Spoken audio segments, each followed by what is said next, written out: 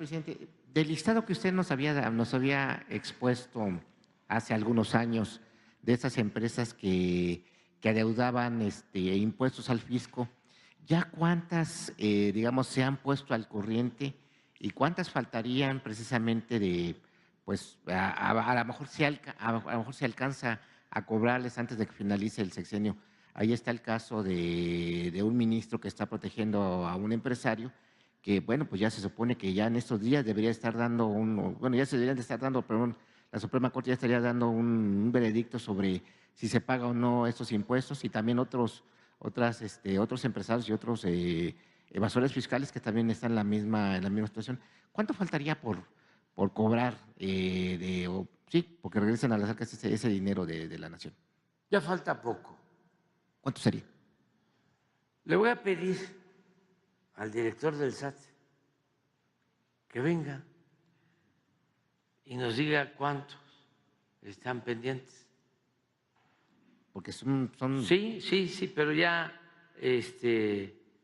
no son muchos, no es como antes. Antes eran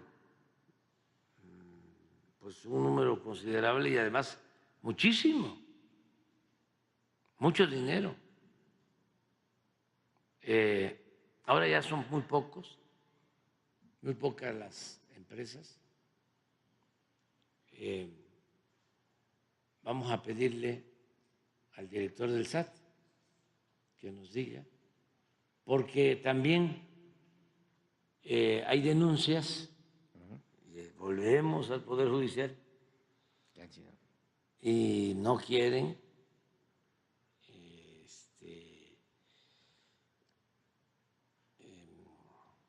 autorizar órdenes de aprehensión porque hay fraudes todavía.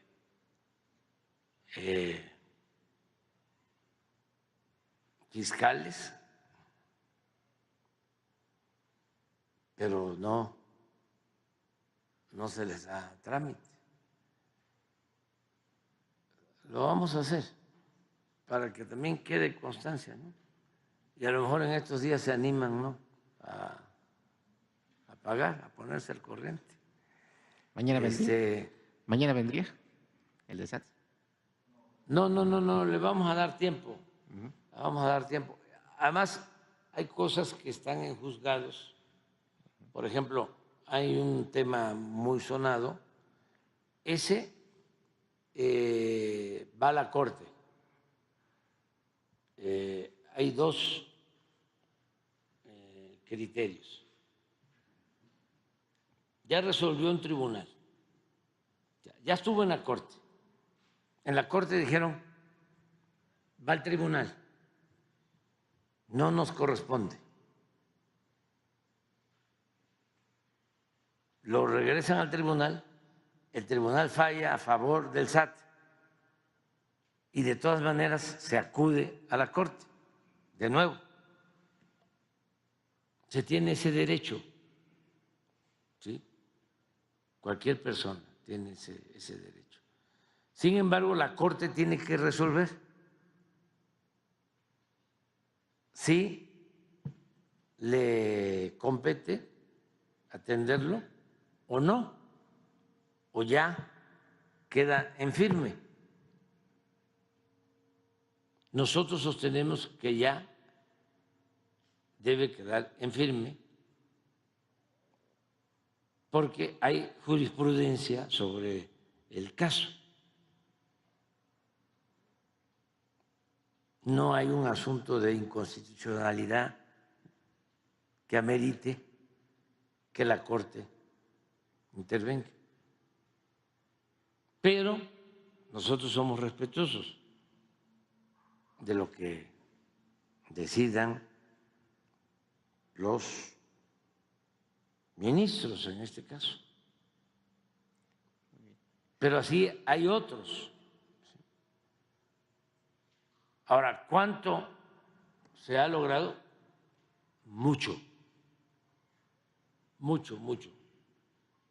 porque estaba hasta legalizada la devolución de impuestos. una de las cosas más importantes que se hizo al inicio del gobierno fue reformar el artículo 28 de la Constitución. Ahí es donde empezó el problema,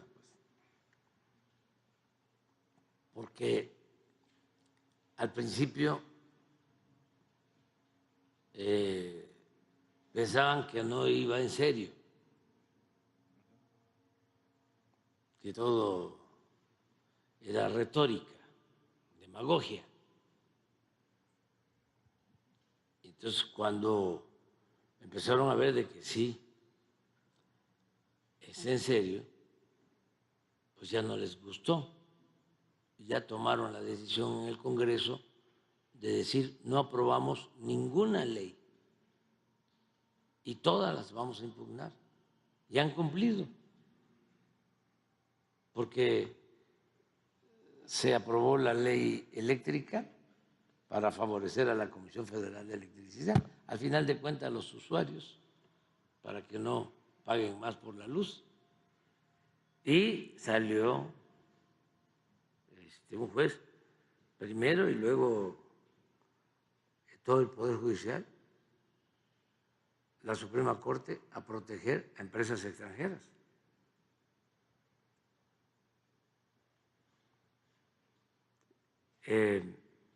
Pero al principio había una actitud distinta, ¿no?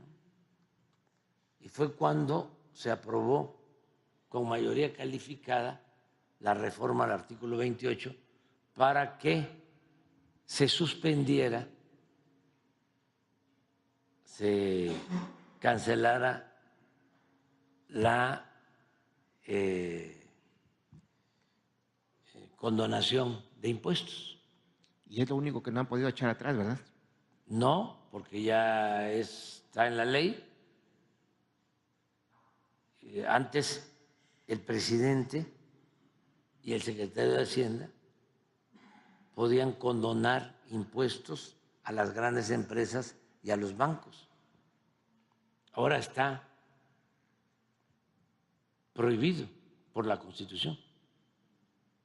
Pero eso, ¿cuánto nos ha dejado al año en ingresos?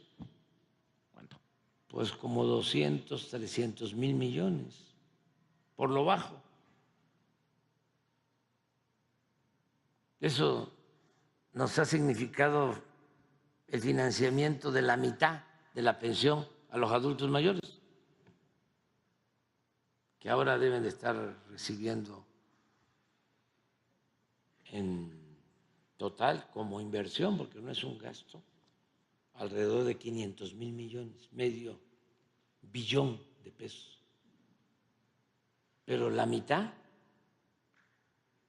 es lo que se ahorra cada año por no condonar los impuestos a los grandes, como era antes. También hay que decirlo, no es que fuesen malos, perversos los empresarios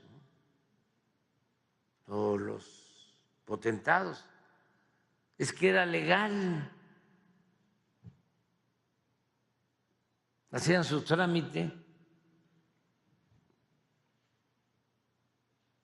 Solo aquellos que eran tan dejados no hacían los trámites.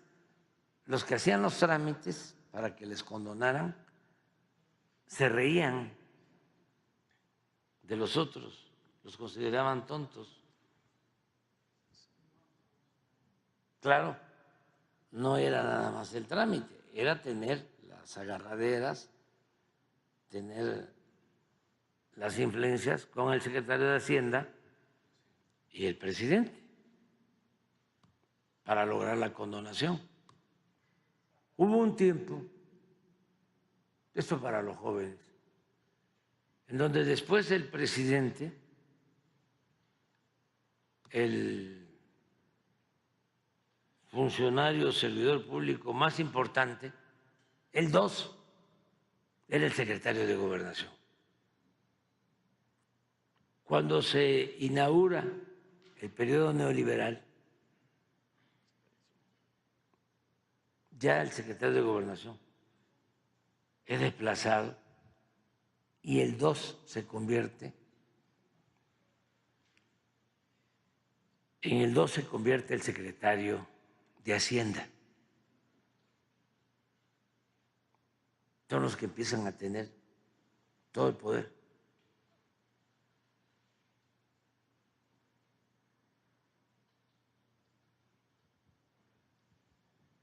Todo eso, pues, es lo que ha ido cambiando. Ahora tiene su función el secretario, la secretaria de Gobernación, el secretario de Hacienda, todos iguales. El pueblo es el 1 y el 2 a lo mejor soy yo. Y finalmente, señor presidente,